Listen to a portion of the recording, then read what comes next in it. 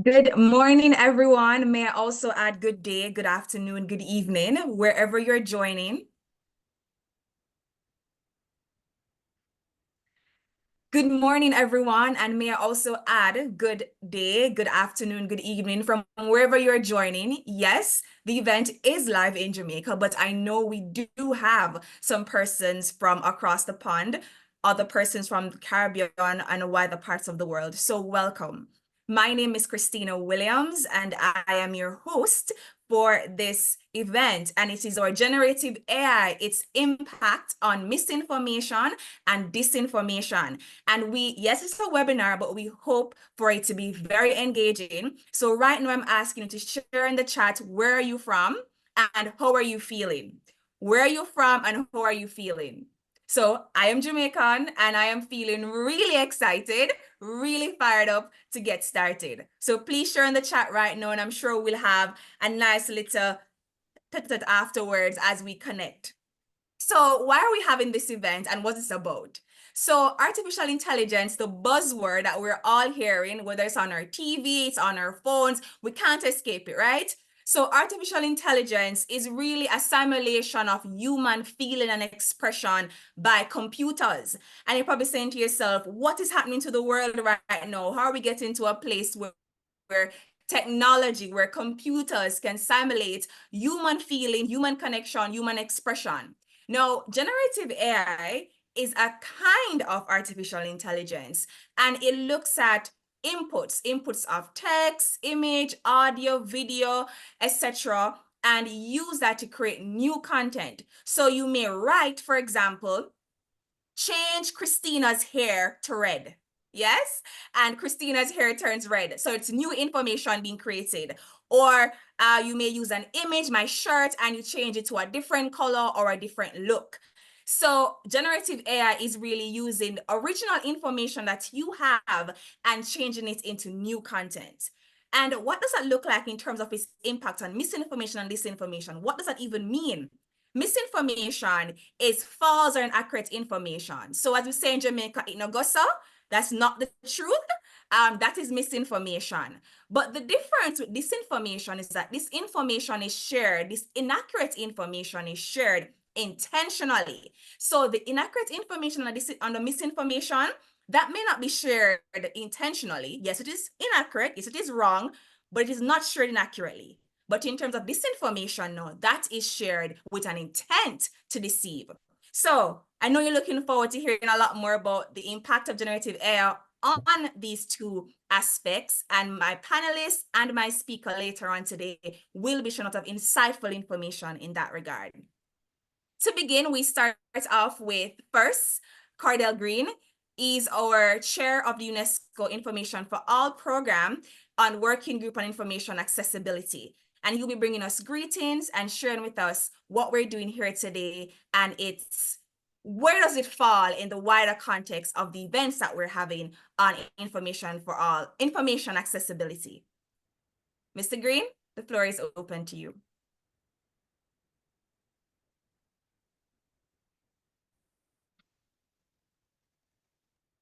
Esteemed ladies and gentlemen, I greet you warmly from Jamaica in your various capacities.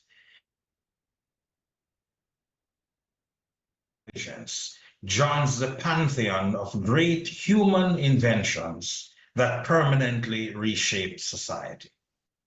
The invention of painting, photography, film, etc., is about humans attempting to replicate ourselves and what we observe and experience. Generative artificial intelligence helps us to do the same. In that sense, it is like old wine in a new bottle, except that the scale and scope of its impact are unprecedented. Anyone can now make fake images, videos, and sound at the speed of thought, and so real that we default to positions of disbelief and distrust in what our eyes have seen and ears have heard. What does it portend for society? when we question the truth of a palpable and visceral experience with our child, our child's teacher, our doctor, lawyer, or spouse, when critical information is received from emergency services, such as an immediate evacuation order, or a determinative statement made by a political aspirant on the eve of an election, or when there is breaking news from a trusted news source. If untruth and disbelief scale to a point where we normalize fiction, fraud, and distrust, society becomes dysfunctional and a mere carcass. Hence, exhortations such as that of the late Professor Stephen Hawking, that AI poses an existential threat to humanity. But a threat does not equate to an inevitable outcome. Neither is our choice a binary one of utopian AI hype or crippling AI dystopia. The more we all know about AI, the more we can actively shape its development and use it for the good of society. For this to happen, there must be openness, inclusivity, and enlightened access. People of all walks of life who will be or are being affected by AI should have a say about it.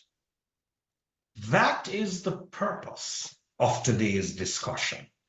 It is one of 8 from around the world, culminating on September 28, when we meet on the GatherTown platform for the flagship AI for IA virtual conference with over 68 speakers.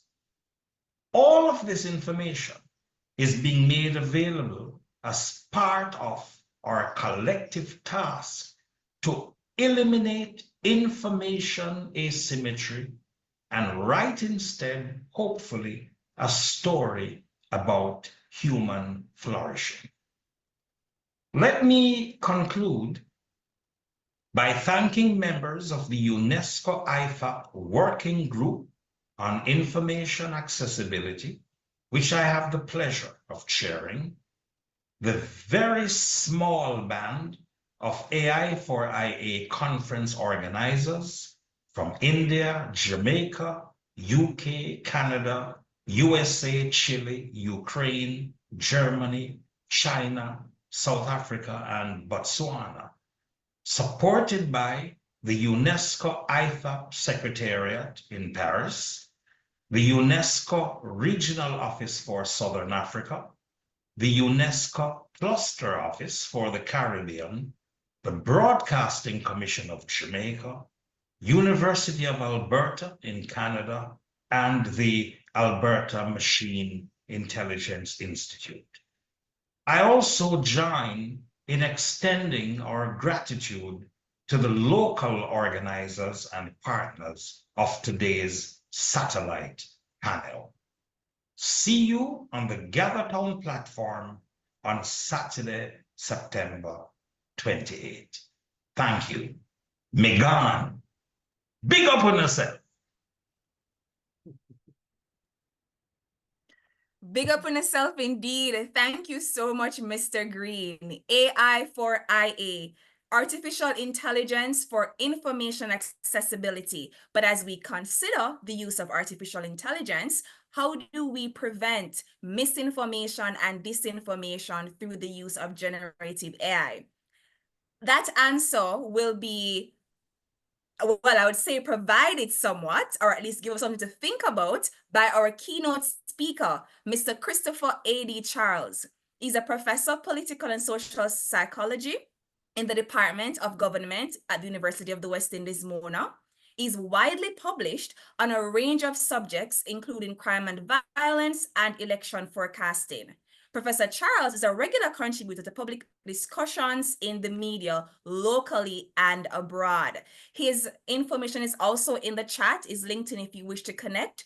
But at this time, we invite Mr. Charles to present on enhancing digital literacy in the age of misinformation. Please make him welcome by some emojis or just round of applause in the chat.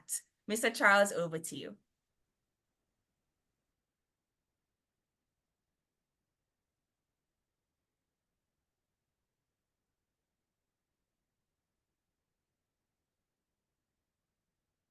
Good morning, everyone.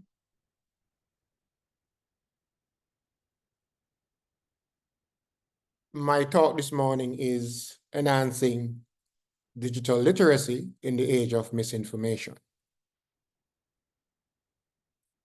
So we're in the information age. What is this age? What is it like? And when we talk about the information age, this is a modern age in which information has become a commodity. And this commodity is quickly and widely disseminated and easily available, especially through the use of computer and other digital technologies. So we have many sources of information. And I normally say many sources of competing information. So how do we know what is true? So we have the internet, we have social media, we communicate and get information from many sources using desktop, laptops, smartphones, smart tablets, smart pads, all connected to the internet. We still have traditional media, and traditional media for a long time now has embraced social media, where most people get their information from a host of platforms. So there is information overload. We have so much information coming in, sometimes we can't process all of this information. That's impossible. It's cognitively impossible. So what we do, we are very selective in terms of what our existing views are and what our beliefs are. So what we select is in keeping with, where we are in terms of our worldview and our values. But this information from multiple sources, is this information accurate? This is a very important question. And to look at this some more about whether the information is accurate that we get, we need to unpack misinformation and disinformation. So what is misinformation? Actually, it is incorrect or misleading information that is not completely true or accurate, not completely true. And this is a dangerous part, because when you get information where large parts of it are correct, but small parts are incorrect, that's the most dangerous. You can easily be tricked. And then this is different from disinformation. This is actually propaganda, deliberately spreading false information. For example, by planting rumors to influence public opinion or obscure the truth. So it is deliberately spreading misinformation as a strategy to influence public opinion or to hide the truth. So in order to deal with this, we have to be digital literate. And what is digital literacy?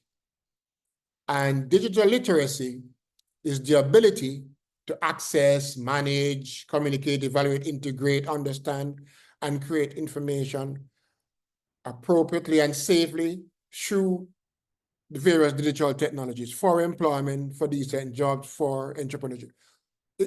In essence, to do all of this for life, to process information in a way that informs us rather than misinforms us.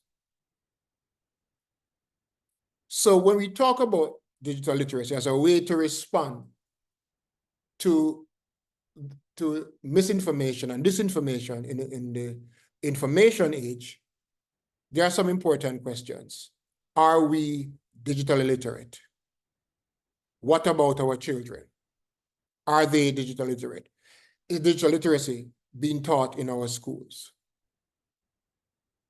So I'm going to give some examples of misinformation. Some of you might agree or might disagree. And therein lies the rub about what is true and what is not true. So we try most of the time to stay with objective reality, meaning we try to measure and to stay with things that we can verify. So the first example here, the American government accused the Russians of interfering into election process using AI and using misinformation and disinformation on social media platform in 2016. And recently, the Iranian government has also been accused of trying to influence the outcome of the upcoming presidential election in the US. Also, we see contention around what is true in relation to the COVID-19 vaccine. And I'm giving it here as an example of misinformation, where some people believe that the COVID-19 vaccine, the different variants, had nanoparticles. They had computer chips that if you took the vaccine, the government would be able to track you. And the Jamaican government was working in concert with the United States government. I have a penchant for excitement, so I'm smiling now because when I first heard it, it was funny. But people take these things seriously. And then you have the religious perspective now, where there are some religious traditions in Jamaica. They speak of the mark of the beast that accordingly, they say, is revealed in Revelation. It's written about in the book of Revelation in the Bible. And so someone or some institution represents the mark of the beast, and the nanoparticles allegedly in the vaccines, this was the mark of the beast, and it was a signal of what is that the end of the world is near. Then recently, we heard that commercial quantities of oil was found in Jamaica. The government has said, no, we have no evidence of this. Then we have like the flat earth theory, very popular, very, very popular. And from time to time in Jamaica and elsewhere, we have heard that popular artists, musical artists, that they're dead. And then within a few minutes or shortly thereafter, we hear it is not so. So we have misinformation regularly. How do we deal with this? Should we accept what we are just like that? So here we have artificial intelligence. Some people argue that it worsens the problem, but I like to take a more positive view that technology generally, if you use it properly, can enhance and improve the quality of our lives. This technology, like others before. So AI, artificial intelligence, the term has been around since the 1950s, but in November 2022, OpenAI released ChatGPT, and there have been several competitors, other AI platforms since. And this is generative AI. It's really a software that you can use and you can interact with it as if it is a person. And you speak to it by giving it commands in English, and it interprets these commands and responds to you like another person. It responds to you this way, although it is a software. So there are some associated fallacies, as I would like to say. So AI will say to you that it thinks. It will tell you something as if it is factual, when sometimes it's not. And if you compare this to a person, someone will say, I think so. And if you look at this August 26, well, the Harvard Business Review published an article in August 2024, August 26, artificial intelligence is impacting everything, including workload automation. So just like what came before, the technology that came before, AI is influencing work and all areas of our lives. However, right now where we are, AI gives you information with certainty that may be wrong. So this is a danger.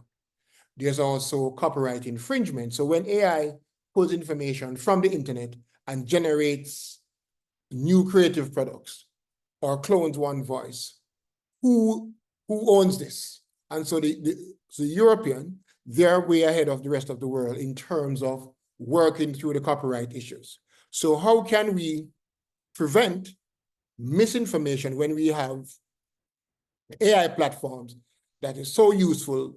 It is enhancing our life. At the same time, it can provide misinformation if we use it incorrectly. There are some benefits of AI. One, it increases productivity. It is increasing productivity in some work domains. And it increases access to information and the processing of information. It can be used to make videos, music, clone voices, so you don't need to have voiceover artists anymore. You can write computer codes for you.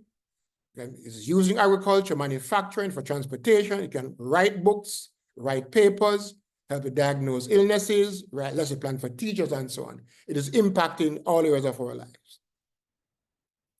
However, as I tell the techies that I work with and my students as well,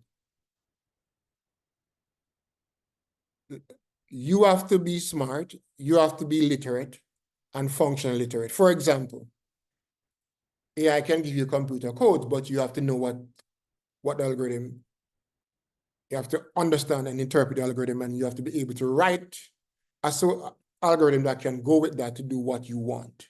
So you have to be equipped to deal with AI. And this is very, very important in terms of where I'm going further in this presentation.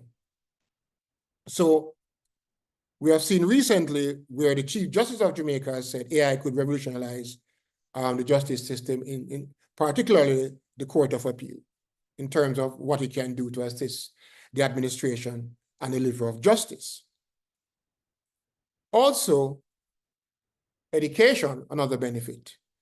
Recently, a private school in London opened its first teacherless classroom, and AI was the teacher. This has been criticized by some teachers that it is taking technology too far. So some people support AI, its use, and others are terrified because they're being replaced. But we should be careful, because we saw what happened during the pandemic, where the missing human element in the classroom created a problem. Because even now, even the younger generation, we're humans. We like social connection. We like to hear laughter. We like to touch. We like to be close to people. And while we can learn with the technology, the human element is still very important. So the problems associated with AI, the information retrieved is not always accurate. It facilitates academic cheating. AI takes information from the internet, including fake news and inaccurate information, and use these to create, and people use it to create fake videos, voices, and pictures. And it misleads some people through misinformation and disinformation. AI has replaced some workers and will replace others in the future, like all technologies, like all technological advances that came before it. So again, digital literacy. Are we digital literate? What about our children? Is digital literacy taught in our schools? How is this related to AI, considering internet penetration? And internet penetration is the percentage of the total population that uses the internet. And in terms of Jamaica, according to the World Bank, Jamaica in 2021, well, the internet penetration in 2021 in Jamaica was 82.4%, compared to, say, Bahamas, 94.3%, and Cuba, 71.1%. But when someone tells you that they use the internet, it's a rough gauge, right? Somewhat useful, but it tells you nothing. It's not the same. Use is not the same as daily use and having long duration and frequent access to high quality internet. So this is very important. You might use the internet, but what about the quality? Do you have it daily? Do you always have it? Access and frequency of use becomes important. And we have seen during the COVID-19 pandemic that internet access or being able to use the internet is different from having high quality internet access. And we saw the challenge we had to teach our children when we went online during the COVID-19 pandemic. So we have to think about internet penetration. What is it? And the extent to which our people have it, and we think about it in terms of more than just using it. Quality of the internet and frequency and duration of access, very important. But important in this mix as well is literacy. So you can use the internet, it may be of high quality, you use it frequently, use it daily, use it for long durations, but are you sufficiently literate? The literacy rate in Jamaica is 88.1%. So most people basically will be able to read basic stuff on the internet. But general literacy is different from functional literacy. What proportion of our population is able to read in a nuanced way, take disparate information, integrate it conceptually, apply it to understand reality, apply it to solve problems, apply it to eliminate what is happening, and apply it to their lives. So in order to deal with the misinformation, we have to get our people to move from literacy to functional literacy. And important in this endeavor of dealing with misinformation and disinformation in the information age is developing critical thinking skills. In the academy, we like to say the scientific method, but critical thinking skills is really the scientific method of acquiring information and verifying that things are so. So how many of us have the skills to effectively navigate the internet, social media in general, and AI in particular, in terms of the downsides? So there are some questions we can ask ourselves when we are reading and we are navigating the internet, when we're using the digital technologies. Who produced this information?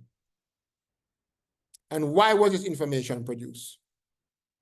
Where was it published? What does it really say? Who is it aimed at?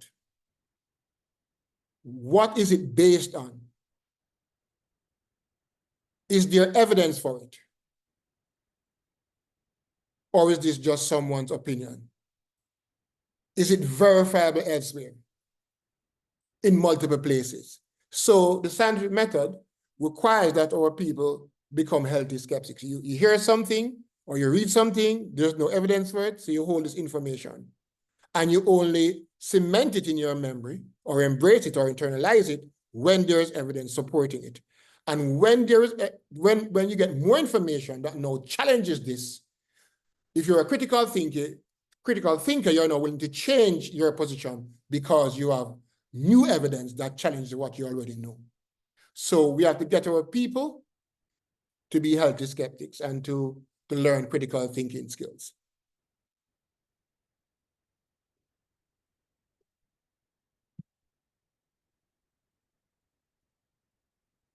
And there's a very good example, the Finnish example. In Finland,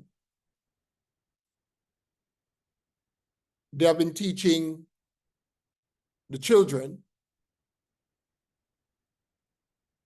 from primary school, from elementary school, critical thinking skills, how to deal with fake news.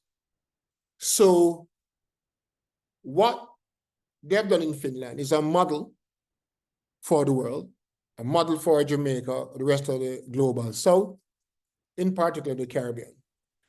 We have to teach critical thinking skills in primary and preparatory schools, in elementary schools. Why? We are giving our children the tools to deal with misinformation and disinformation. And these critical thinking skills should be taught throughout the child's school life. Very, very important. So I'm going to give an example of using critical thinking to deal with misinformation. So on my screen, there are two greats, two great people, Pele and Bob Marley. Here's a picture with a young Pele standing beside an older Bob Marley with huge locks below his shoulders, and Bob Marley is hugging Pele. And it says 80s and 90s rock memories. I took this from social media. Obviously, this is an AI-generated picture from social media. It can't be the 80s and 90s rock memories. My childhood idol, the Gong, died when I was in my final year in high school. Bob died in May 1981. It's well documented. So this picture has nothing to do with the 1980s and the 1990s. Pele was born in 1940. Bob was born in 1945.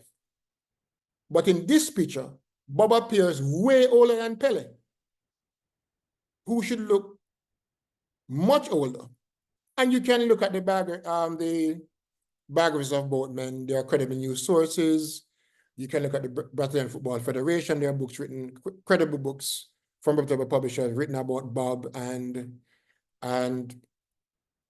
Pele. So, right? And there are credible internet sites that you can go to get information to debunk this picture. The length of the gongs here, his crown indicates that the picture was taken near the end of his life, in the late 70s, going up to early 1980. If you look at the background of the picture, you'll realize it was in the National Stadium in Jamaica at Independence Park, right? And at that time, it was actually impossible further research, and I'll get to that later, a little later, showed that Pele came here and played with Santos against a Cavalier Invitational in 1971. The discrimination against Rastafari, against I was so palpable then that it was actually impossible for Bob to get near to Pele in the National Stadium. It would have to be somewhere outside of that setting. My parents' generation, if I'm wrong, you can correct me. So Pele played in Jamaica only once, when Santos FC of Brazil played here in 1971. And Bob was not that old in 1971. So I searched the Gleaner archives and I found a picture, Pele looking similar, same gear, football gear, and the picture was published in 2023, but it was a picture of Pele in the National Stadium in 1971 when he came. So just doing basic research and thinking through, is the information verifiable? Can I verify it? Is it true? Who did it come from? I realized that the picture was fake. It was an AI-generated picture. So the take-home message, the internet and AI, they're very useful for human progress, but there are downsides. Example, misinformation and disinformation. So we can train our children and we can learn critical thinking skills, and we can train our population to ask the critical question: who produces information and why? Where was it published? What does it really say? Who is it aimed at? What is it based on? Is there evidence for it? Or is it just someone's opinion? Is it verifiable elsewhere? So we should start to teach critical thinking skills in our schools and continue throughout the school years. So the antidote to misinformation and disinformation is the scientific method. Thank you.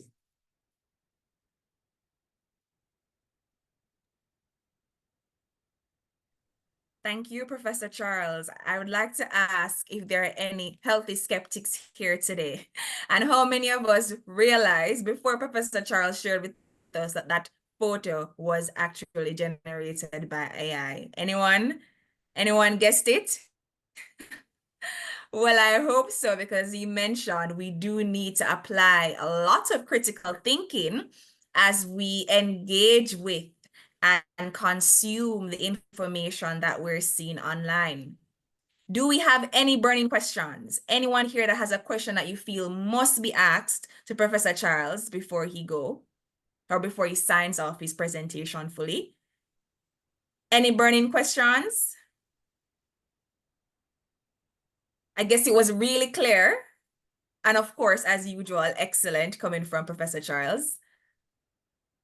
Thank you very much. Yes, sir. All right, I guess we're moving on.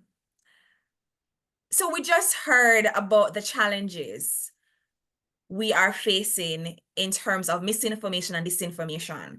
And the question then must be asked, are we proactive or are we reactive in this regard?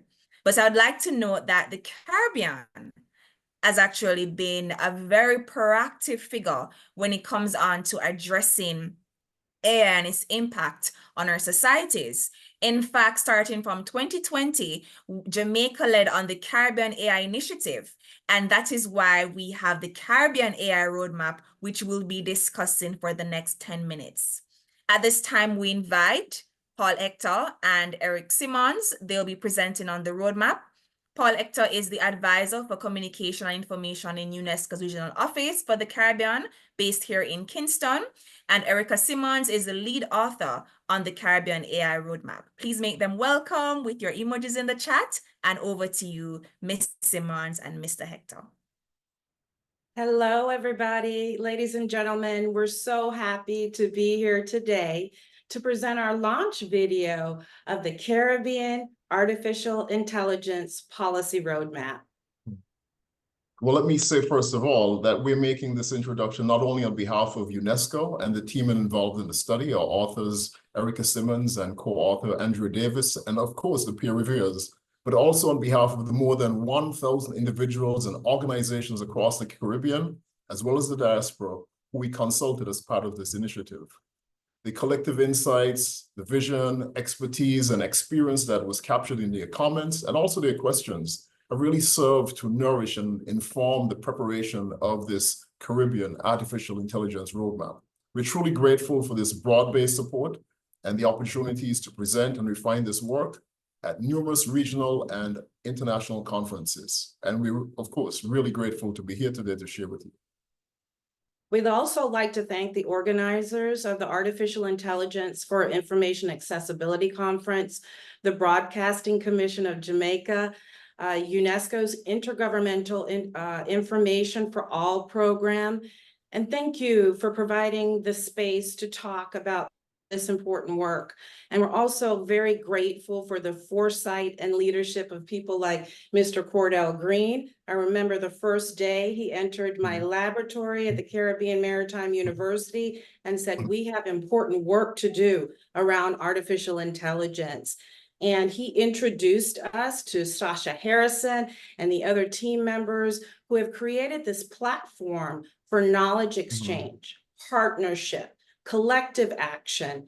And the Broadcasting Commission was also a founder in the Caribbean Artificial Intelligence Initiative. And this initiative really gave birth to the first artificial intelligence policy roadmap. Of course, since 2020, we've been seeing a real dramatic pace in this rate of innovation. We've seen widespread adoption of AI moving out of the labs and really into the public consciousness. And we've seen also new normative landscapes being developed and various challenges. And of course, this has spurred us to really update the roadmap that was created. And the goal of this roadmap is pretty simple. We're seeking to raise awareness of artificial intelligence, its relevance, and also the potential and challenges that it poses for the Caribbean. In the roadmap, we are identifying priorities that can support the development of strategies for collaboration so we can really use AI and digital transformation for the region's sustainable development.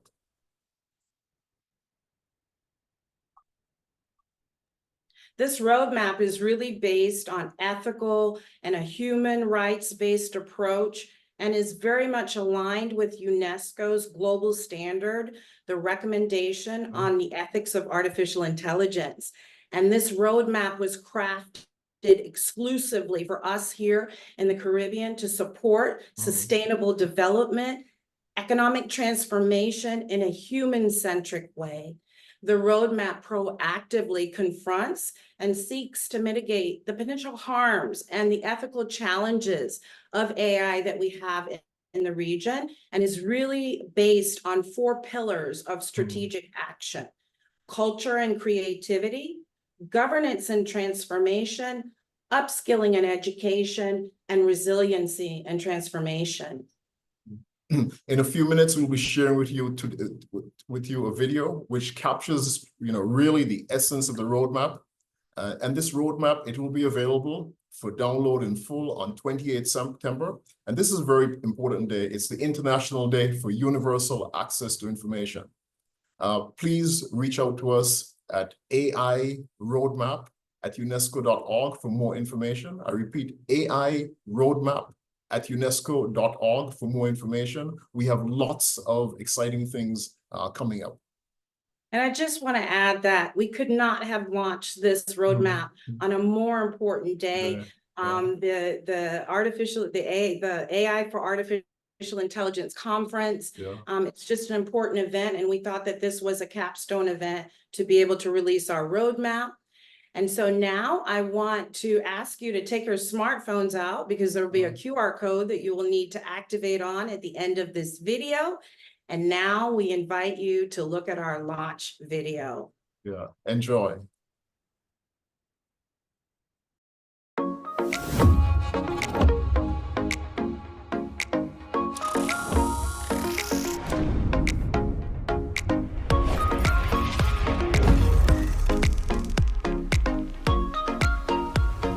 Back in 2020, around the time when UNESCO's recommendation on the ethics of artificial intelligence was being drafted, we started to come together in the Caribbean really to understand where we were with artificial intelligence. And so the Caribbean AI Initiative was started. The UNESCO Caribbean Artificial Intelligence AI Policy Roadmap was developed under the Caribbean AI Initiative through extensive consultation with experts, policymakers, and community leaders.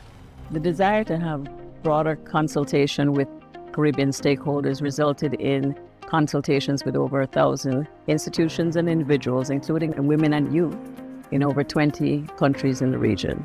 In addition, there were 8 different regional consultations as well regarding the actual pillars themselves. The Caribbean AI Initiative was started to better understand the region's readiness in regards to the global standard UNESCO recommendation on the ethics of AI.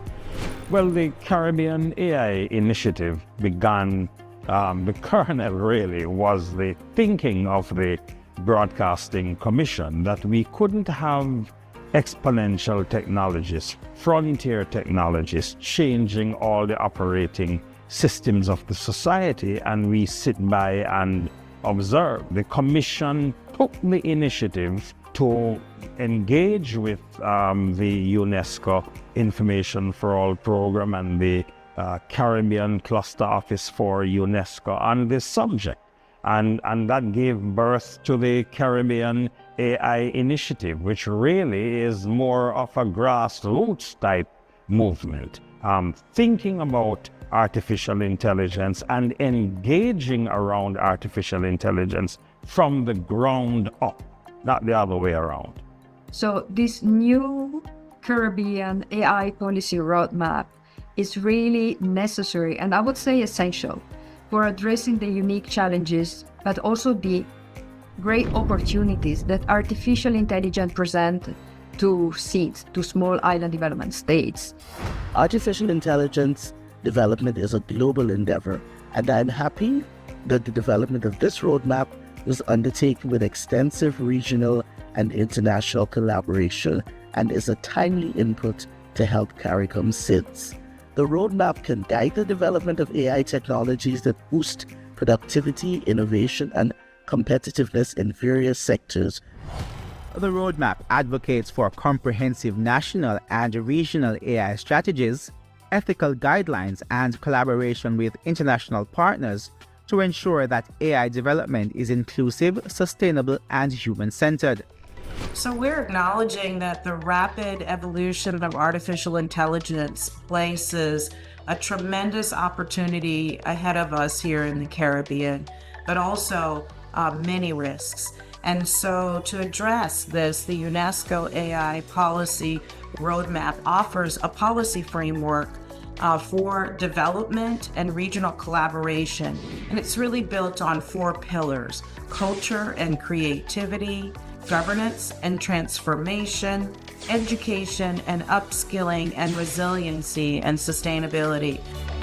So this roadmap really serves as a blueprint for member states to navigate these challenges by setting ethical guidelines, by setting the needs of capacity building. First of all, identify the needs and build up on it, to foster collaboration between international, national, and local stakeholders. With this roadmap, we can guide governments, industries, academia, institutions in implementing AI solutions that is tailored for our own regional problems. These would include healthcare, culture and arts, and data protection and privacy. And so I think that the roadmap emphasizes the need for regulatory frameworks, regional regulatory frameworks that manage the ethical concerns and ensure that AI develops in a way that is aligned with the region needs. And the roadmap recommends tools like the Ethical Impact Assessment from UNESCO to ensure transparency and accountability in AI systems. For privacy and security, we know that there is a rapid increase in the use of biometric systems such as facial recognition and fingerprint recognition, and we really lack strong governance in the region. So the roadmap stresses the need for laws that protect personal data, prioritizing policies for high-risk use cases in industries such as healthcare, justice, and education. Caribbean countries must act now to develop a multidimensional strategy that pushes AI governance, education, and digital infrastructure across the region while preserving human creativity, increasing trust, and protecting the environment to enable the region's transformation and survival in the digital age.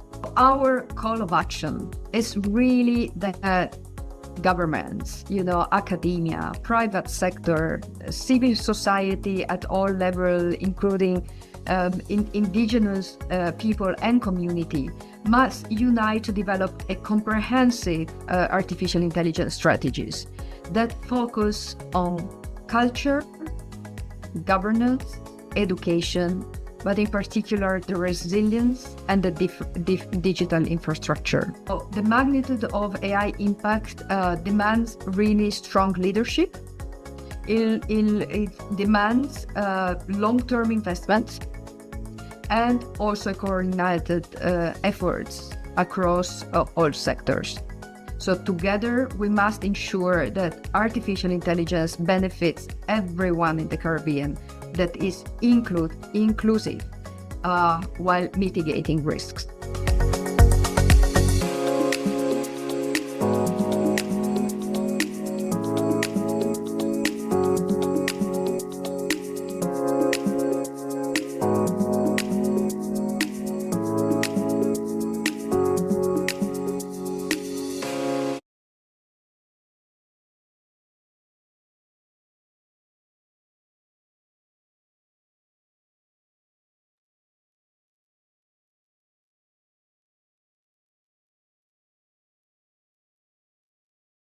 Thank you. Am I being spotlighted?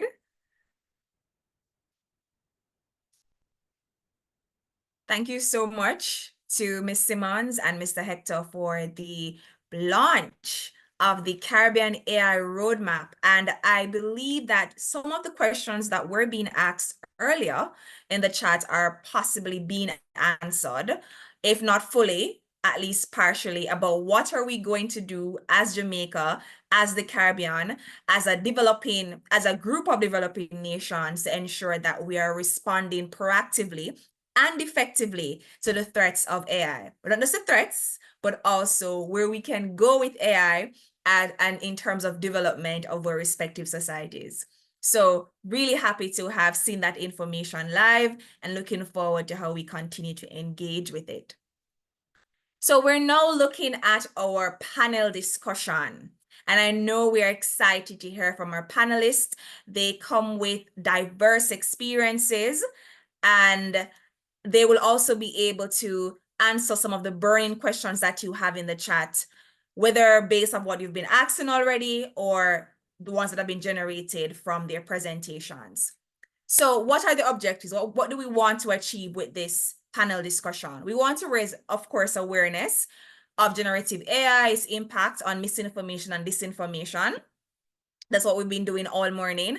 But we also want to promote the recommendations of UNESCO on the ethics of the AI policy in terms of communication and information, and how do we improve access to information and digital literacy.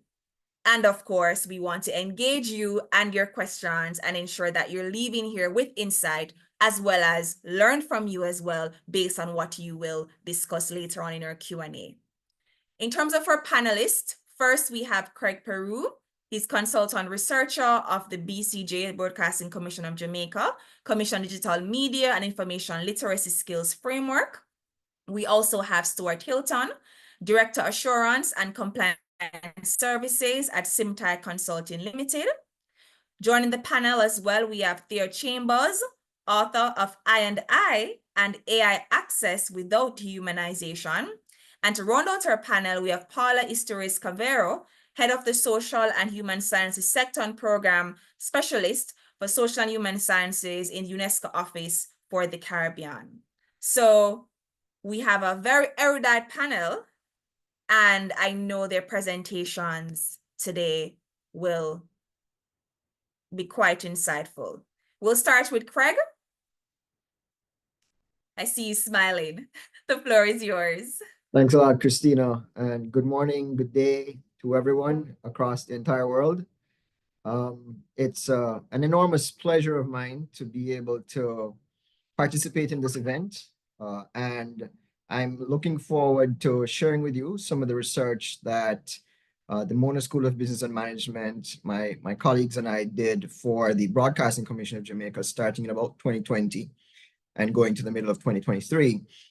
This research really was on the digital media and information literacy of Jamaicans, adult Jamaicans. We did a survey of over 1,000 participants across the entire country. And it's particularly relevant to what's happened since the launch of ChatGPT in 2022, because of course, digital literacy is a foundation, a pillar, essential really to dealing with generative AI and all its implications. So let me get straight into this very brief presentation. So we looked at 6 different areas, well, 7 really. We looked at, today I'm going to present on just 3 of what we call these domain competencies: media, information, and data literacy. That's domain competency 1.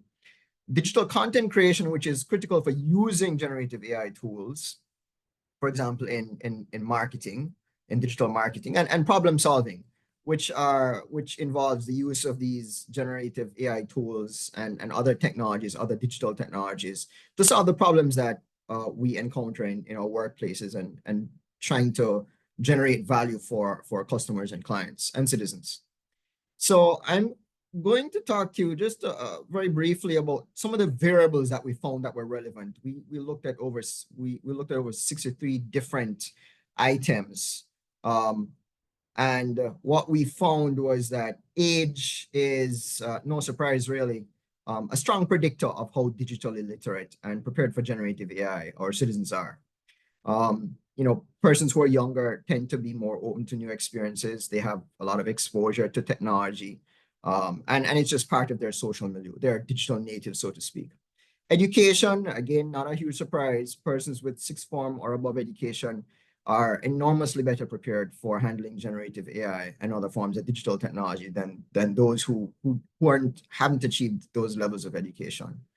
And then the rural-urban divide, extraordinarily important. And Professor Charles hinted at this in his presentation earlier when he talked about internet penetration. You know, there were 500,000 Jamaicans not using the internet in January 2023 out of our population of 2.8 million. So we've seen the estimates of how much learning loss occurred because most schools, or a very large number of schools, especially rural schools in Jamaica, the teachers, the schools, the students simply did not have access to the internet.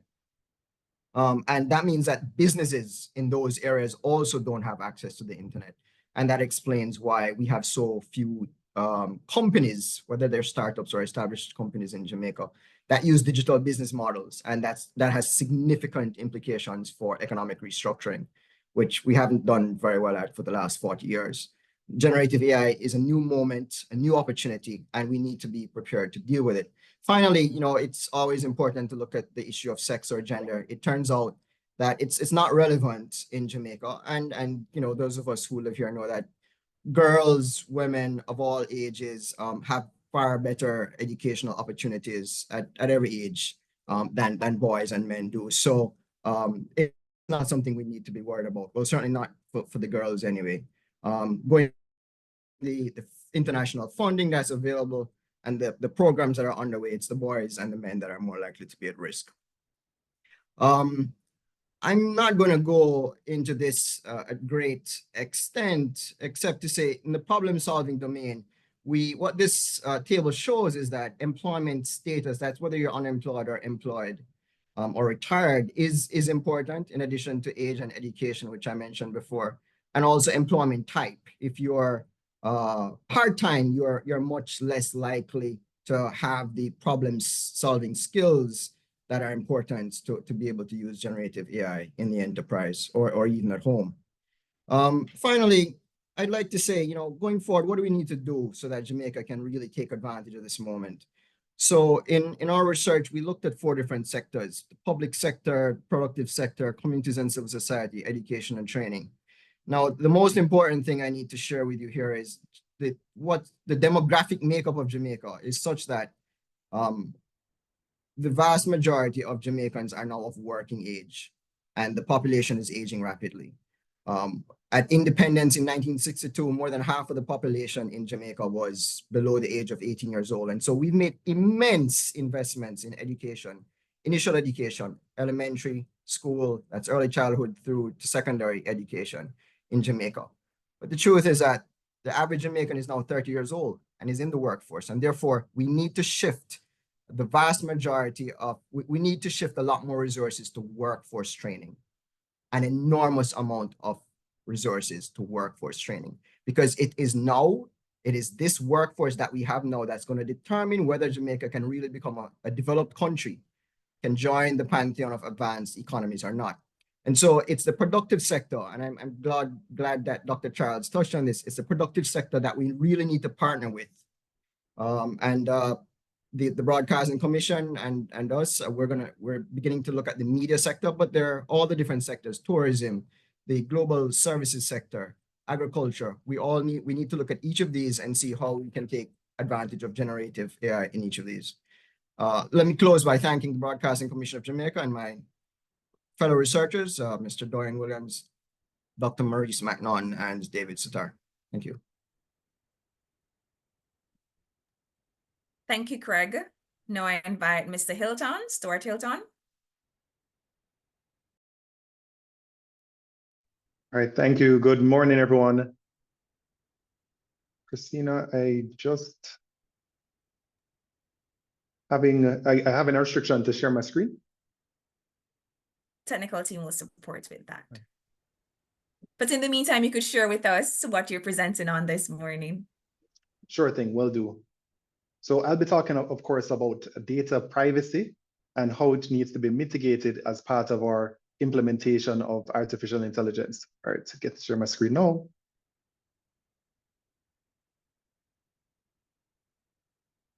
All right, good morning again. Well, good morning, good afternoon, good evening, and good night, wherever you are, because I understand, of course, there's persons joining from all over the world. As I mentioned, I'll be talking about mitigating privacy risk around artificial intelligence, because at the core of it, I do think that a lot of the questions we're asking about about artificial intelligence today and whether we can use it ethically, what are the legal ramifications? A lot of that has to do with trust. It's a new technology, or I shouldn't call it new. It has a very big boom right now. One of the many booms that artificial intelligence has gone around. So there's a lot of attention that's being paid to it right now. But at the core of it, it's really reproducing a lot of the information that we already have. And do we trust the results of that? I do think that we can get to that point of trust through good privacy practices. And the data privacy itself, while it is focused on the people element, it provides us some good practices in general for how do we govern and ensure that AI is used responsibly. One of the core issues is around the data minimization.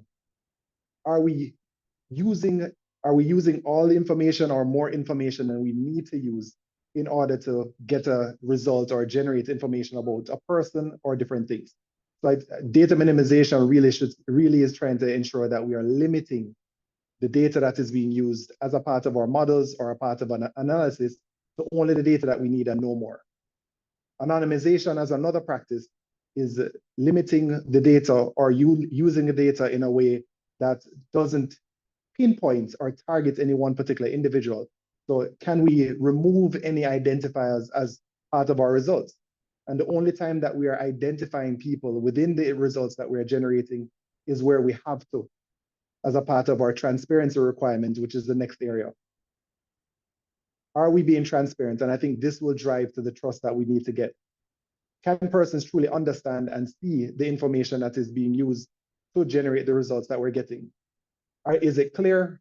Is it something that we understand? Is it fulsome? And therefore, once we have all of that information, then we can get a better feel for trusting it. I mean, we talk about building trust with other persons, and a lot of that comes into play when we can understand fully what is being done. Of course, security is a big risk. Are we safeguarding the models to a point that we can trust it because we know that nobody is able to tamper or change what is happening in these models? And some of this may seem a bit far-fetched to us because we're end users. A lot of us are persons who are using the applications or using the technology to get results ourselves. But artificial intelligence and the different tools, techniques that are available are things that we can incorporate in our day-to-day lives. And if we are not sure about how secure it is, then we're not going to trust the results that it's given us.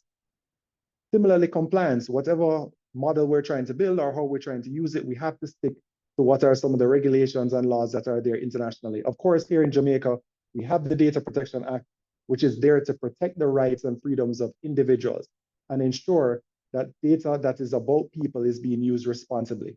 That's like the core of what we're trying to achieve with data protection and data privacy. And we, of course, as we build out these models, as we look at more technology and incorporate it into the way that we use the information day to day, have to comply with the laws. They're not there to be a shackle. They really are going to enable us to help build this trust that I'm trying to get at. How do we implement this, of course, is that we incorporate some of the good practices that already exist.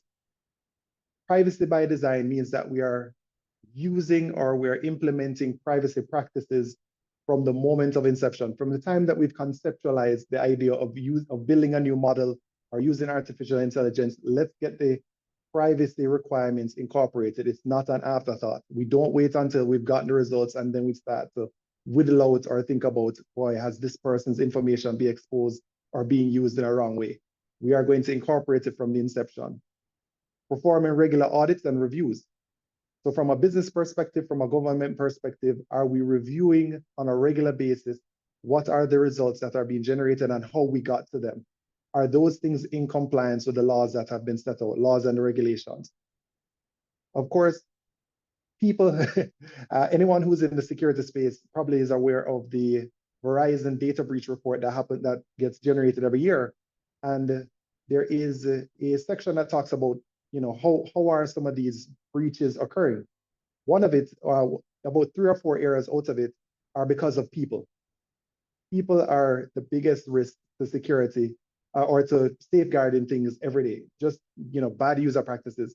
So number 3, when we talk about user controls, is just ensuring that we have enough technical and automated controls to prevent the human element around mistakes or how we or trying to use it in a malicious way intentionally.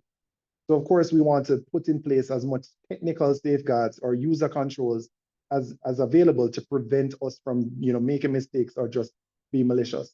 And then finally, training and awareness. And this one goes beyond just what are some of the technical requirements that persons in the background are building into these models and artificial intelligence programs, is that even us as end users, I make the joke all the time that we have more and more technology. So we're making the technology smarter, but we're not making the people smarter. So us as end users are depending now on the technology to give us the right answer.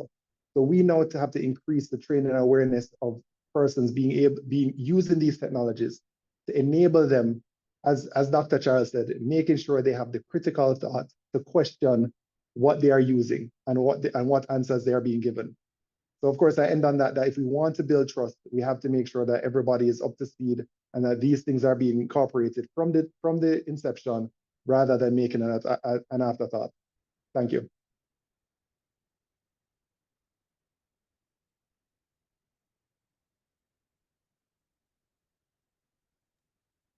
Thank you, Mr. Hilton. Next, we have Mr. Chambers, Theo Chambers, and I did mention that he wrote a book earlier, but he wrote another book as well that I want to mention. He's the author of Digital Pandora Box, Unleashing AI's Total Knowledge.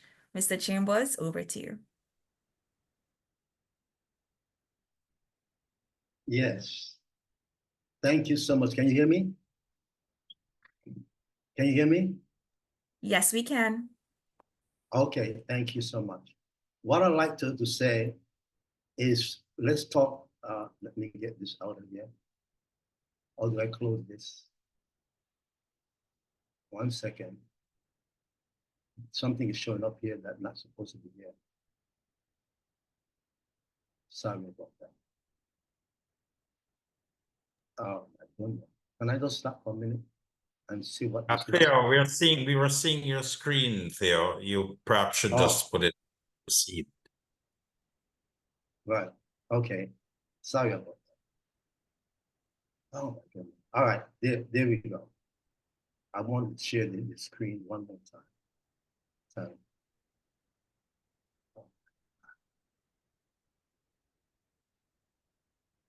Okay.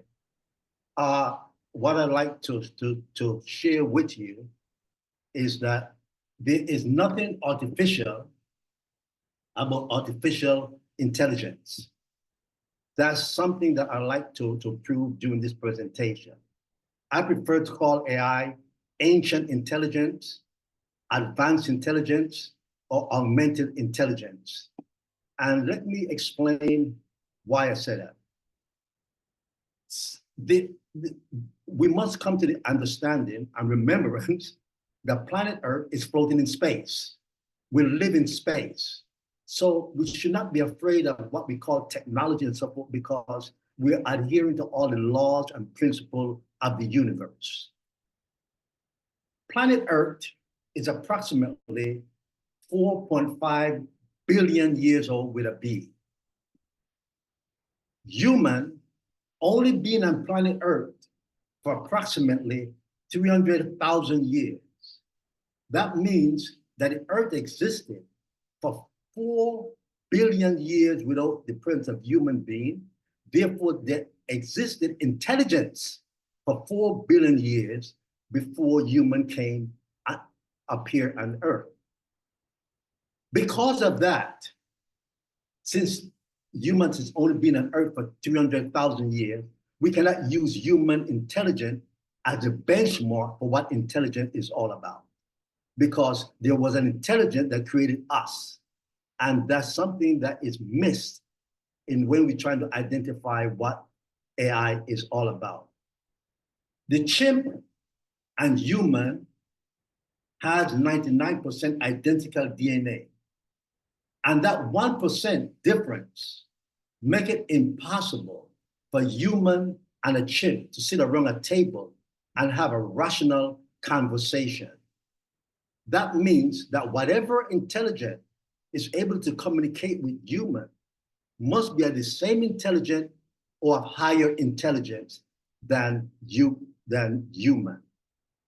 That is why we must come to the understanding that we have two types of intelligence. We have the biological intelligence and we have the digital intelligence. And they're not that we are trying to imitate human, but because the planet Earth is mathematically designed, we can use formulas to create whatever we want in the universe. And Jeffrey Imes, the father of AI, stated in 60 Minutes that human did not create AI.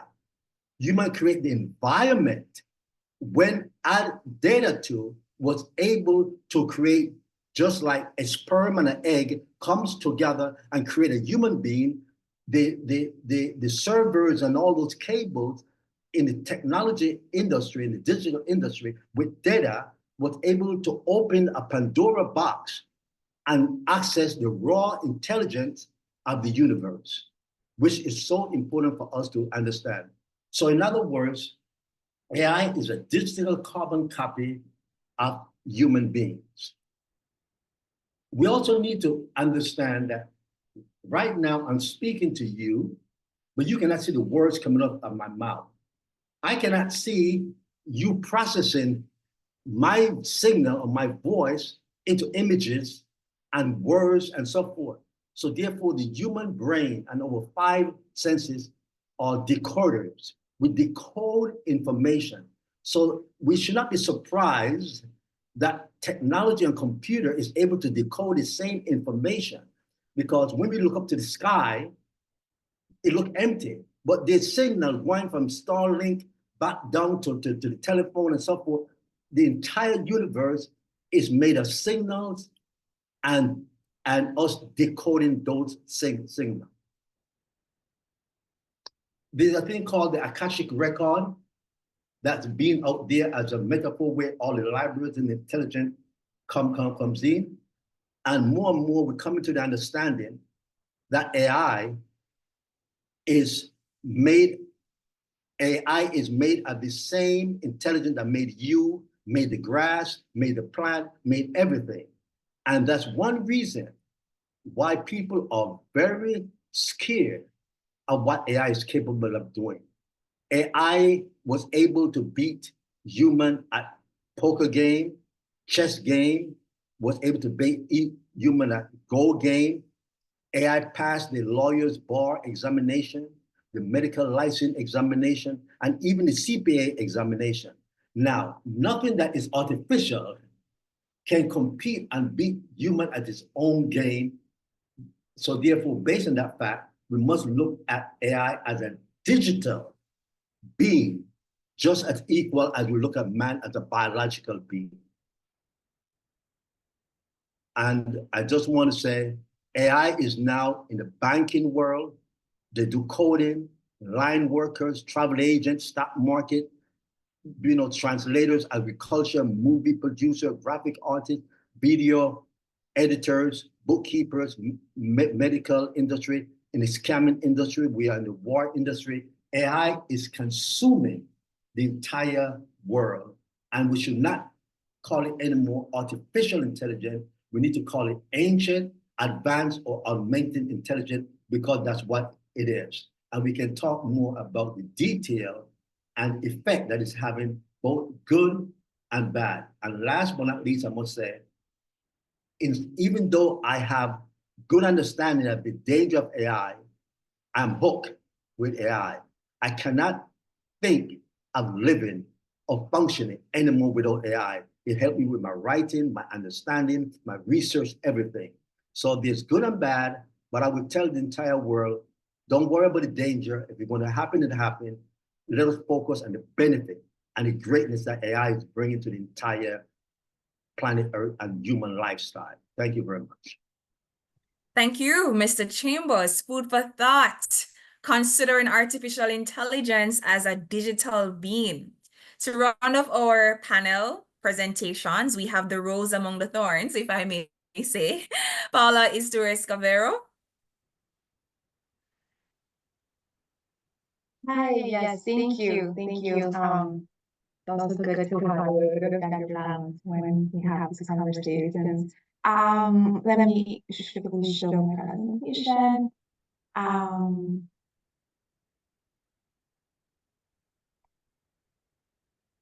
right, I think you can see my screen at the moment. Well, thank you so much for the opportunity. And what I will be speaking about is really zooming into what has been going on in the conversation and been seeing in the chat. It's really about these notions of making AI really serve public good and serve citizens. So, from a UNESCO perspective, in November 2021, all UNESCO member states, including all Caribbean states, adopted the recommendation on the ethics of artificial intelligence. And this is the first guiding instrument that provides recommendations for policymakers, for private sector, for civil society to implement policies and frameworks to guide the ethical, responsible, and human-centered design, development, and deployment of AI. So we're looking at the recommendation that has interconnected values. Yes. 1 second, I sent your message. We're having a little bit of an echo. I'm not sure if you have another device opened by chance. No. It's actually more than a little bit. I don't think Antoinette, the interpreter, can hear, and it's affecting the radio audience as well. So perhaps we can move on, Christina, and ask Paula to have her technical people resolve that problem, because the audio is really very bad. I think it's because we have very bad internet in our Yeah, we do have a problem, Paula. We're not hearing you. So what we're going to do is mute you. Could your technical people on the UNESCO side resolve that audio issue? And Christina, proceed, please. All right, so we'll have Paula present a little later on in the program, and we're going to begin with our questions to the panelists.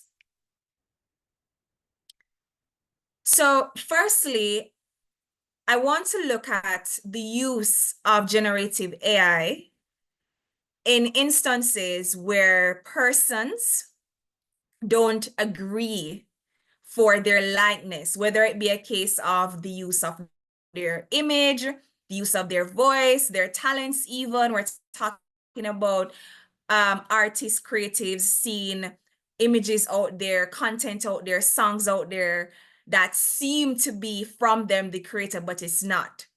How do we deal with those instances? Might I quickly add, though, that in some cases, this is positive.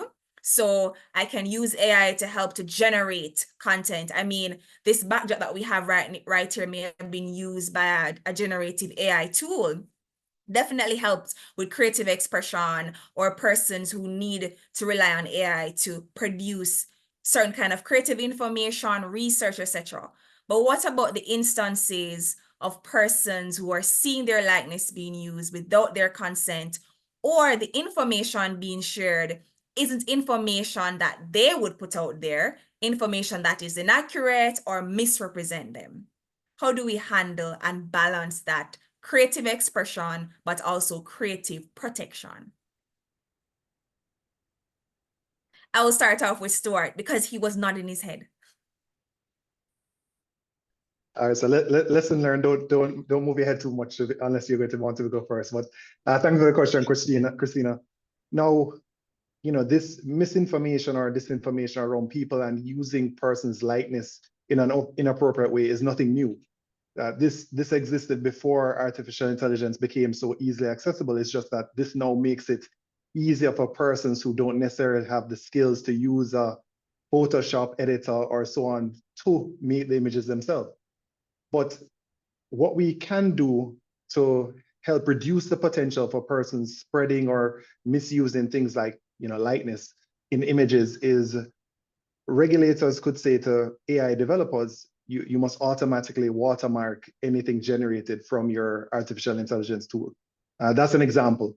So it gets watermarked or a stamp included in the image somewhere that says generated by Midjourney, for example, so that persons who are interpreting this or receiving it can understand that this is where it is coming from. But there has to be a concerted effort, by government, by regulators to help to monitor these things. Because as I said, if we take AI out of the picture, we can still disseminate and create and disseminate information about people through their likeness and so on without their permission.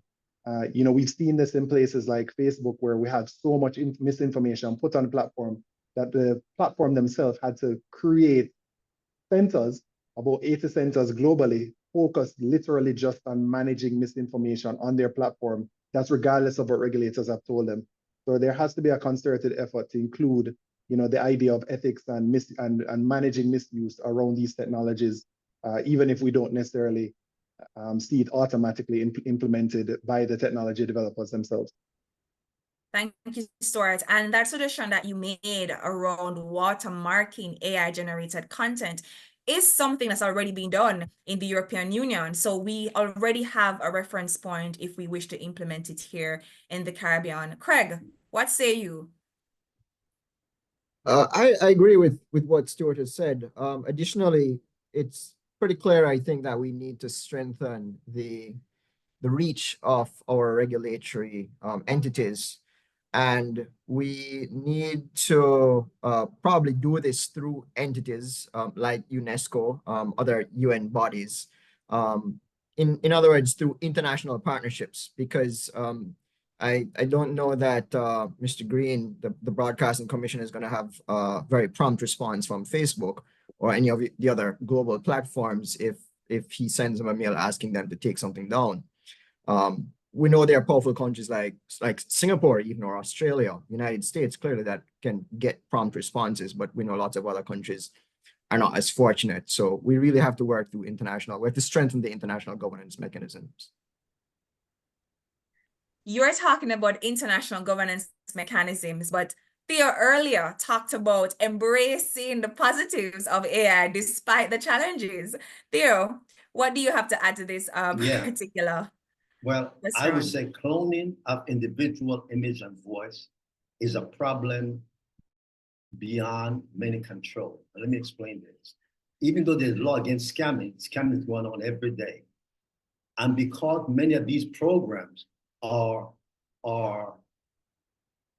available to the public, it's open source. Anyone, any kid can stay home and create all type of mischievous things and so forth. And we talk about regulation. Regulation to me is a myth right now, because you cannot control China, you cannot control Russia, you cannot control all the different other countries who are misusing the system because they have access to it. So we have to find some way how we're going to deal with this. Not as easy as ABC, but because of open source, we have a major problem in trying to contain and regulate what is happening in the industry. Interesting. So you're saying that the accessibility of artificial intelligence creates augmented intelligence. Okay, makes it difficult to regulate. All right, well, that's interesting, because we are talking about making artificial intelligence accessible, or using it to help make information accessible. So that is an interesting viewpoint. So with all of these impacts, negative and positive, but a lot of it being seen as negative, are we losing hope? Are we to lose hope? Where exactly do we go from here in terms of, not to use the word regulate, because Theo already made it clear that regulation may not be the answer, and I'm sure others here as well may feel the same. What do we do then to mitigate the impact that we're seeing that isn't necessarily positive? I'm going to start with Craig. Well, here the Broadcasting Commission has shown the way again. Clearly, education is going to be an important way in which we can respond. We need to echo Professor Charles once again. We need to improve the critical thinking capacity of our population. And in fact, the research that we did, the baseline that I shared earlier, shows that it's actually the elderly who are most vulnerable here. Children who grow up playing Sims or these different playing in these different online simulations and these worlds, these digital worlds, they understand the capacity to create very realistic fake avatars and so on. But those of us who are much older, to us, it's a foreign world. And so they're more likely to be taken in by fake news, by disinformation. And so we really need to strengthen the different programs, the different mechanisms out there to help our people to deal with this new onslaught. Stuart? Yeah, well, I think there is an opportunity for utilizing the same technology to help manage the technology. You know, in the cyberspace, of course, you know, the cyber threats are real. They're increasing because there's so much motivation for persons to attack persons through cyberspace.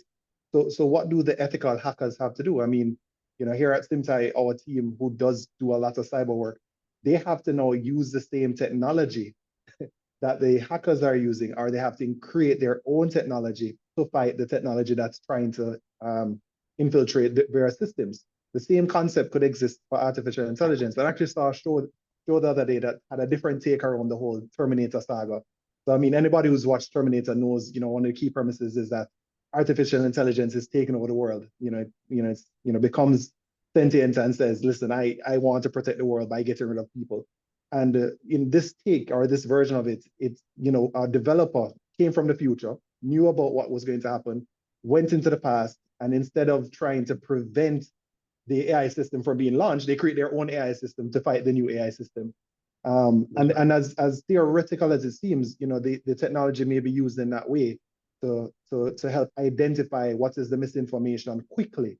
Misinformation, misused information, fake images, etc. It's not going to be foolproof, and of course, we the people still have to play a part to make sure it's working properly. But it is a way to help manage and quickly determine what is some of the things that that AI is being used for in a malicious way.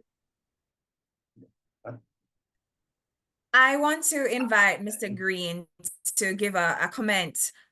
When we look at some countries not being, well, they're not very willing to sign on to certain governance frameworks or implement certain governance frameworks. That's right. Mr. Green? Well, thank you for that. Theo, I'm not entirely sure that I'm agreeing with that framing at all. I think I agree with you about the challenge. There's definitely a governance challenge. If you talk about artificial intelligence, it's sometimes described as a black box. It's opaque.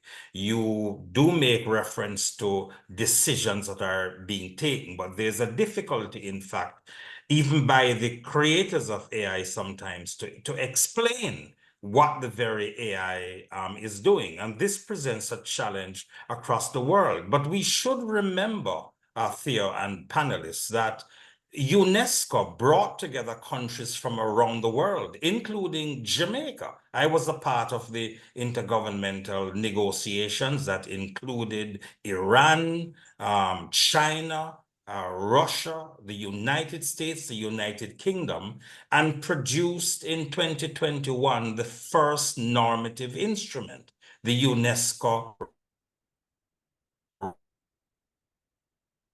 recommendation on address the really complex challenge that you have highlighted, Theo. I would agree with you that we should really talk less about regulation, because it is usually interpreted in a very narrow way, the way in which we sort of organize society in the past. But all the operating systems of the society are changing now. So we need a very different intelligence to how we order our affairs, but it cannot be the wild, wild west. That is not sustainable. Theo? Yes, I just want to say, first of all, for us, why is human the most creative being on planet Earth? And the answer for us to understand to go forward, the only thing that makes us the most creative being on planet Earth is this: 10 fingers. Without these 10 fingers, We could not create music, do drawing, painting, all of that. And that's one thing that I learned from many of the that's why all the robots and all the computers are now using and creating robot with fingers that can move and so forth, because this is the creativity.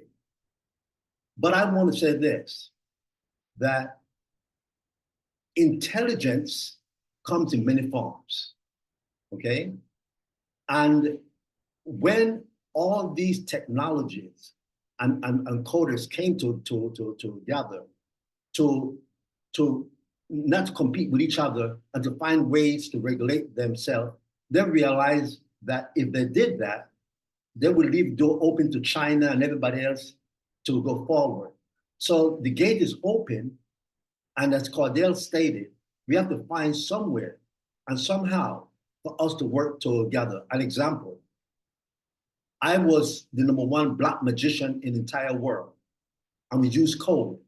I'm telling people right now the solution. If you're in the banking business, in the financial business, make sure that if you get a phone call from your mother, your boss to transfer money, if you don't hear at the end of that conversation a code like 1949 or how are you, you know that is AI.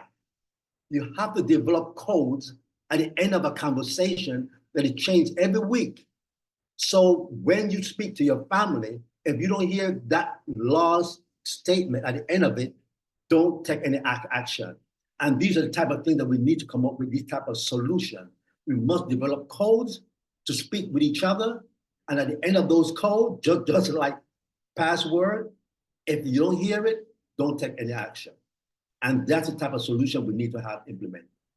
Okay. All right. We can always expect Theo to have something interesting for us to think about. And as we think on what he just suggested in terms of having codes inserted into our day-to-day interaction, so we can suss out that this is artificial intelligence, I will now re-invite Paula with her presentation. Okay. Testing. Do you hear me well? Is it okay now? Yes, we can hear you. All right. Thank you so much for your patience and for giving me again the opportunity to share.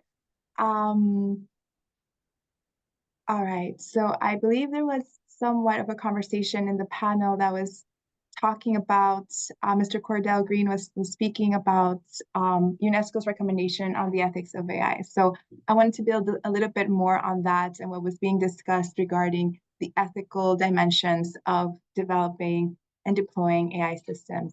Indeed, in November 2021, all member states of UNESCO, including Caribbean member states, adopted the recommendation on the ethics of AI. And this is an instrument that provides guidance for the development of regulations, frameworks, and policies to guide the ethical, responsible, and human-centered design, deployment, development, and deployment of artificial intelligence and related frontier technologies. And so indeed, this is a framework that is based on interconnected values and principles.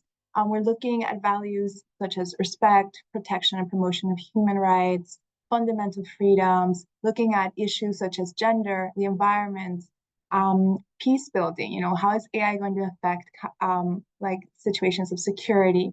And of course, grounded principles such as safety and security, which have been mentioned before by panelists, right to privacy and data protection as well, transparency, responsibility, accountability, issues that have been brought up by the different panelists. So this recommendation provides this guidance for member states, for countries across the world, as well as private sector and civil society that are working or engaging in AI, so that we are addressing the ethical risks that are associated with AI. And in this light, the framework of the recommendation is really looking at data policy, at gender biases and discrimination that can be exacerbated through AI systems. We're looking at environment, ecosystem, healthcare, how we educate ourselves, how we're going to be conducting research, the impact on economy, labor, and as well on culture. And these are elements that are also touched upon as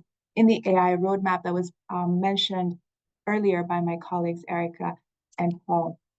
And so when we're looking at the recommendation on the ethics of AI, this comes, and UNESCO is working with countries on the ground with a set and a framework of tools to render operational the recommendation.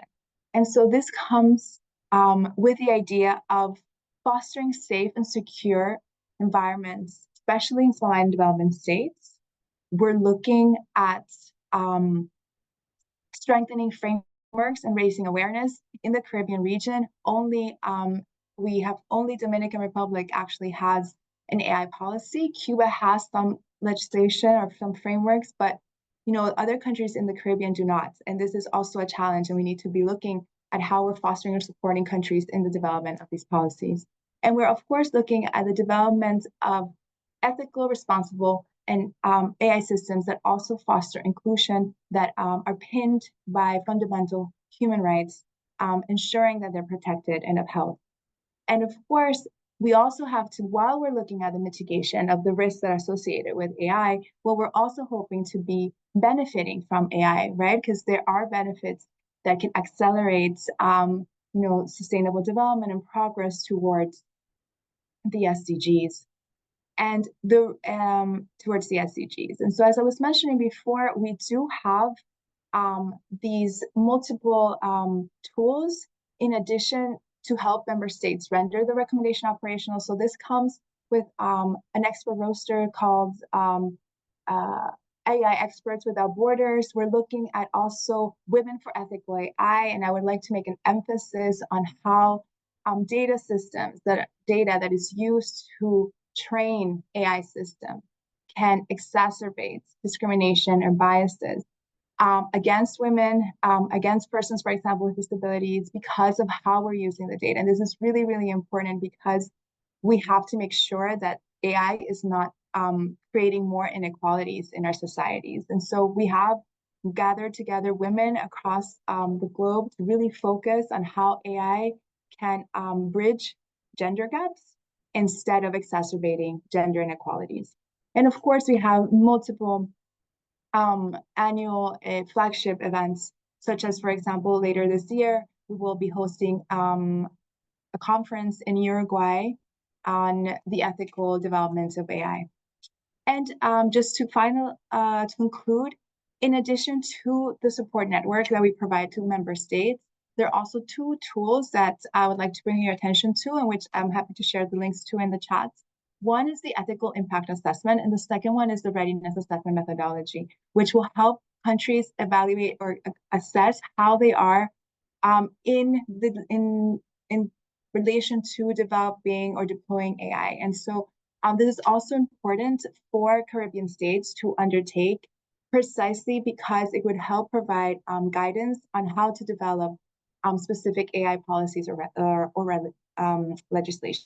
And so currently, we're working, for example, in Antigua and Barbuda to run out the readiness assessment methodology, and we will hopefully also be doing the same in Jamaica. And that is it. Thank you so much, and I'll hand over the floor, Christina. Thank you so much for the break. Sorry about the audio situation. No problem. Thank you, Paula. But just to ask you a follow-up question. So it is clear that UNESCO, through its recommendations, is doing its best to support countries to operationalize the recommendations. And there's a lot of focus on human rights and the frameworks, governance frameworks to protect human rights. But as we know, humans have rights, but we also have responsibilities as individuals. So my question to you is, how is UNESCO supporting countries to also build the capacity of individuals to protect themselves and not to cause harm to others through the use of AI? Yes, so I think that's an interesting question that's also linked to the values and the principles that are stated in the recommendation on the ethics of AI.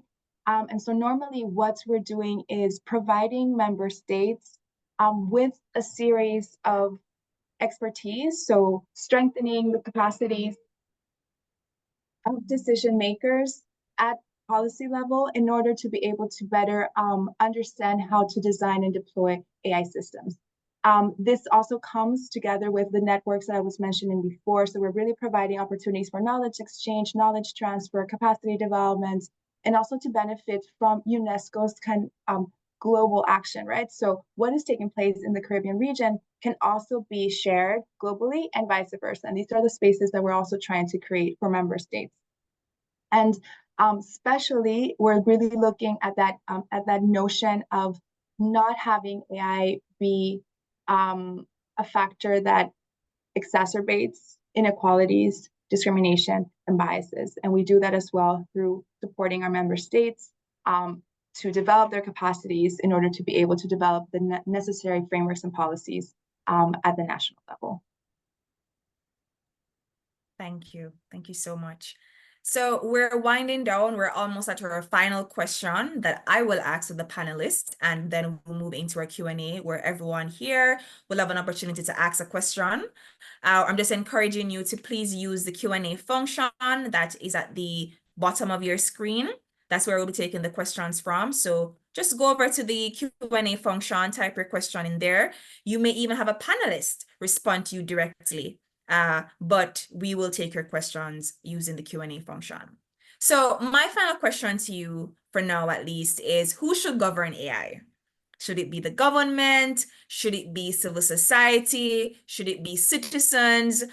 Should it be a combination of all parties? Or should we even have AI governing AI? I think it was Stuart who mentioned using AI itself to help to manage the threats caused by AI. So I think that's already set us up for the answer to that particular aspect of the question. So who should govern AI? And I'm going to start off with Theo.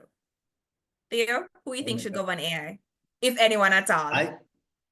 Oh, yes. I think that, first of all, because government change all the time, government should not be the one who govern AI. And all policy that is created should have solution, not just rules and regulation. We must find solution in those policies, how to help these countries. And I will say that the industry will govern itself because of the fact that it needs to protect its own environment and its own investment and so forth. So if you allow the big boys and who's creating all these investments, they're going to protect all the money that they put into this thing. So allow them to do what needs to be done that is right, because of the fact that they have a big investment in the industry. So I would say, have rules and regulation, have solution, but the industry will find a way to self-govern itself. That's my opinion. All right, I'm seeing a number of reactions in the chat.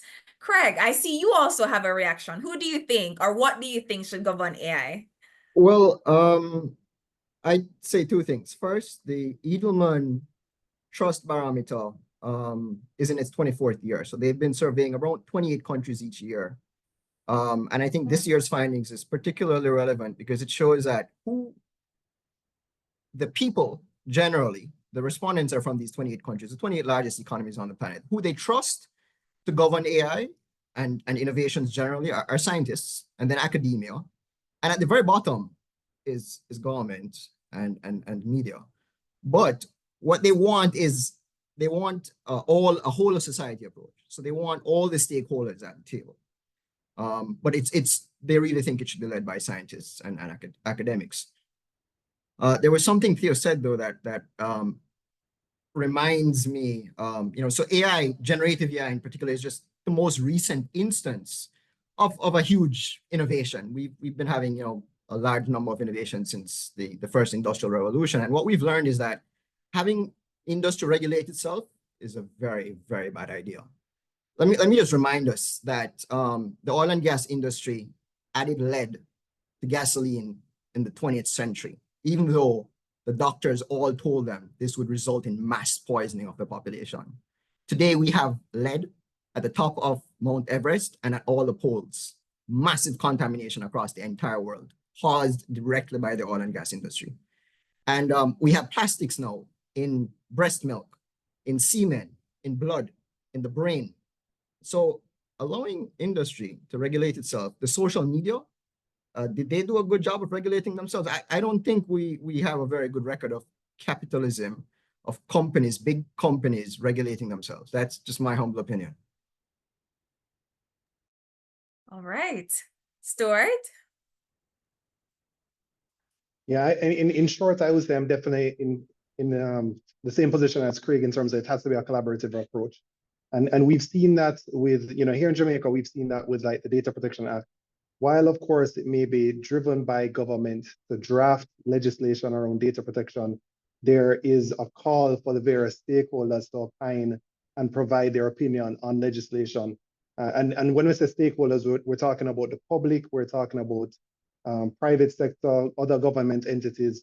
So, if you take what the ideal position of government, we elect people who we believe are going to represent our best interests, or at least that's the ideal state, that we're electing persons who are meeting our best interest. Then, the conversation or the drafting of regulation may start with government, but we have to bring all the stakeholders to the table, just like what we're seeing in terms of the AI task force here in Jamaica, which is a collection of not just experts in the technology, but everyday citizens who can opine, at various stages of maturity, whether it be adults or younger persons, because we need to have a collective understanding and appreciation and consideration for all those persons who are going to be affected by how the technology is being used.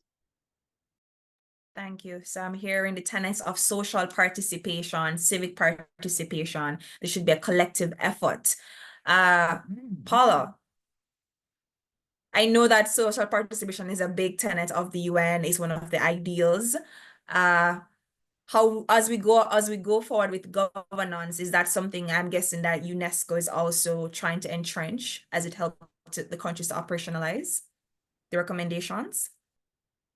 Yes.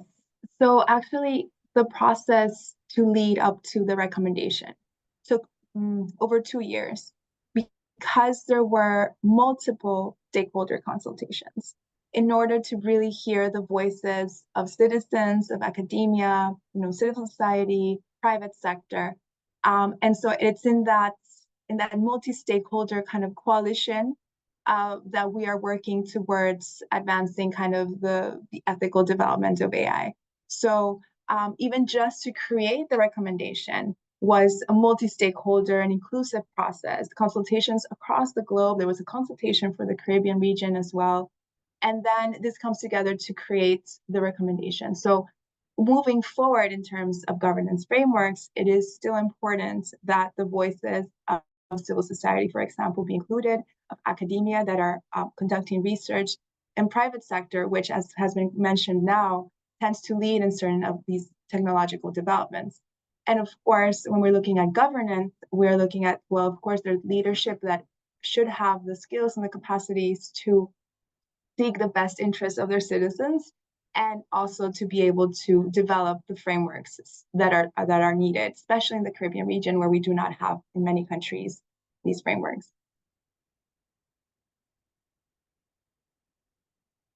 Thank you. So we had asked a poll earlier around who we think or what we think should govern AI. I have to say what, because AI is one of the options. And the results so far is that 20% of you participants are saying that the government should should be the one to govern, or the body to govern AI. 11%, well, 10% rather. So I'm not reading correctly. 18% is saying government, 10% is saying the technology companies, 7% is saying general public, 3% agree that AI should govern, 10% says none, so none of the options should govern, and 51%, which is the majority, indicates that everyone, all stakeholders, should be involved in the governance of AI. So we're talking about that collective action. Yes, Theo? I agree. You have a comment? You have a short 100%. comment to make? Yes, I just want to say that Jeffrey Imes, who is considered the father of AI, when he left Google to really blow this thing up and express how he feel about it, he stated 100% that everyone should be involved with it. But Europe, government and rules and regulations was an obstacle to the progress of technology. And they condemn, and majority of technology companies object to the European way of governing technology, and they asked the United States and Canada and so forth not to go that way. So there's both sides of the coin. Europe is too tight, too stringent, and it's an obstacle to progress in the technology industry. And I would say 80% of the technology people are saying those things. So we cannot use Europe as a benchmark, from my understanding of the industry. Thank you, Theo, for that comment.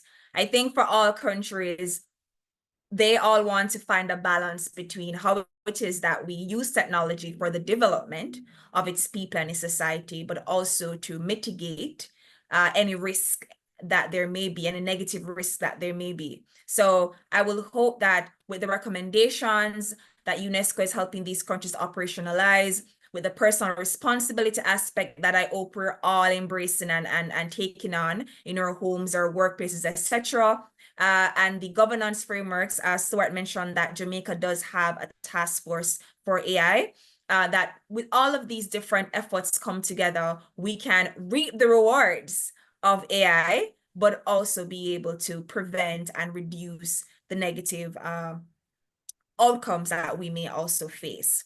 So the questions that I had for you are now complete, and we're moving over to the Q&A from our participants here today.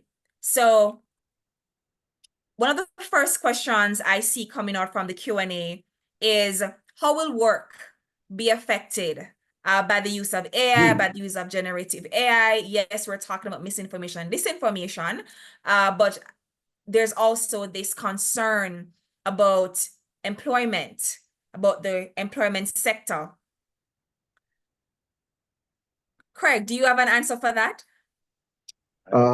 Perhaps too much of an answer. There's so many different aspects to this.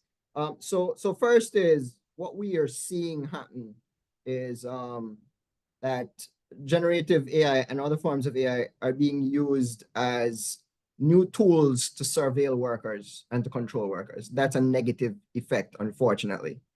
So over the last 100 years or so, we've developed both technical and bureaucratic ways of controlling workers. With more and more workers getting tertiary education, workers have been pushing back against that. And generative AI can actually help us to create workplaces where workers benefit as much as the owners of capital. But we have to begin to focus research on those kinds of use cases, those kinds of use of AI and of generative AI in particular. So that's on, actually in the workplace, the impact on the quality of work. In terms of the effect on employment, I know a lot of people are worried that it's going to put people out of work. And undoubtedly, some of that is going to happen. In developing countries such as Jamaica and us here in the Caribbean, it's not likely to be as severe as it has been in, for example, the United States and France, where we've seen income inequality and wealth inequality has just gotten really bad in the last 40 years, and that's directly traceable to digital transformation. It won't be as bad here in the Caribbean simply because a relatively small proportion of our workforce is employed in knowledge-intensive work, and therefore much fewer jobs are exposed to AI. Clearly, that's something we want to change. So as we need to upskill our workforces, and if we do so, we should be able to benefit from the next 5, 10, 15 years of this. Developing countries such as Jamaica tend to bounce back after 10 years of a disruptive innovation, whereas countries like the wealthy countries, the advanced countries, the United States and France and the other NATO members, they'll bounce back in 5 years, but they'll see a more severe contraction in the near term, which we've already begun to see. Thanks. Thank you for that, Craig. I have a question for you, Stuart, coming from the Q&A as well. So we have talked about governance and the policy, etc., but in terms of enforcement, I know Simtai must be doing some work on that, but also from your own perspective as a practitioner in the field, what do you think we need to do in terms of enforcement, if anything? No, yeah, so I think the first place we have to start is making sure we're enabling our regulatory bodies to adequately enforce the requirements around the various laws that we have. So, you look at, organizations like the Broadcasting Commission. Is the Broadcasting Commission adequately supported to meet its mandate to monitor radio, television, questions about going into the social media space. So we have to make sure we are adequately enabling them, through resources, both funding, people, etc., to monitor and enforce what their mandates are. Similarly, under the Data Protection Act, are we enabling our regulatory body, which is the Office of the Information Commissioner, to oversee what are thousands of companies? I think we take for granted how many companies there are in Jamaica alone, much as, if you look at the Caribbean as a whole, but there's so many companies that have, that are using data. Is our office fully equipped to meet its mandate of checking to see whether companies are using data about people responsibly? The same will hold for our AI task force as they continue to make recommendations. Are they adequately supported to oversee these things? Because the incentive is on companies to include AI and to use it in different ways to benefit their business. There's way more incentive for them than there are for our agencies our agencies are doing the moral obligation and meeting the laws, but the companies are monetarily incentivized to use these things in different ways. So we have to promote the enforcement through enablement just as much as the companies who are incentivized to misuse some of this information. Thank you, Stuart. I'm going to ask Paula and Theo to just wrap up or just give your insights in just 30 seconds, since we had Craig and Stuart answer those two questions just now. I'll start with you, Theo. Yes, I would say that in the workforce, as we see right now, there's a prediction that between 5 to 10 years from now, there will be at least 40% job replacement by artificial intelligence. When you call the banks, you call any company right now, it is AI that is answering those calls. That means call centers that is right now employing people can easily be replaced by AI. And they're doing it right now. AI don't call in sick. It don't ask for raise. It don't ask for vacation. It doesn't ask for all of those things. And they're finding ways now with cloning voices and all of that stuff to replace all those type of jobs. And I will say within 5 years, we're going to have a drastic impact on the amount of work that is out there because of the quality of AI and the voice cloning and all of that stuff that is taking place. So there are going to be drastic changes in those workforces. And we need to cross-train individuals in different fields who will be impacted by this new AI that is coming on board. Thank you, Theo. And you, Paula? I think, while I agree with what was mentioned, what I want to kind of share is also in relation to work and labor, how we are using the AI tools. So again, I want to emphasize the need of looking at that ethical dimension and that we're not using AI to exacerbate discrimination or different gaps or biases. And so, for example, when we're using AI tools, we have to think that they're benefiting at least somehow like the production process, but not making the final decision, because this is sometimes where we get the bias. And so when we're looking at the transformation of work, that is also something that we have to look at. Where is the AI? Are the AI systems coming in to make are they making these decisions for humans? And that's the conversation I think that I also want to bring to the table, because that is where we risk having exacerbating inequalities, discrimination, biases, and this is where we can have even more issues as it relates to the sustainable development of Caribbean countries, but also globally. Thank you, Paul, and thank you to all the panelists. I know it was a very insightful and engaging discussion, and I can see based on the feedback in the chat that persons are leaving here with more answers than questions, and where there are questions, it will contribute to an ongoing conversation that is needed as we look at using AI for the development of our region and to mitigate any risk that we may face. Thank you again. And they say all good things, must come to an end, but I like to say all good things must come to a pause, because I'm sure we'll continue to have this conversation elsewhere. At this time, I want to thank the National Commission for UNESCO, UNESCO Working Group on Information Accessibility, UNESCO Cluster Office based here in Kingston, the speakers, our panelists, our keynote speaker as well, the Broadcasting Commission of Jamaica, our interpreter, of course, Antoinette Aiken. And I'd like to remind you that our main event, AI for IA, Artificial Intelligence for Information Accessibility, takes place on September 28th. That is next week, Saturday, on GatherTown. You want to find out more about the speakers and you want to register, the link is in the chat. So please come out and engage with the platform. The speeches will be recorded, but you'll be able to speak to some of the speakers live and engage with the participants on September 28th on GatherTown. So it was really exciting to be here with you this morning. Well, morning Jamaica time. I'm wishing you well for the rest of your day. Please continue to engage with the different events happening for AI for IA, and we wish you well. Take care.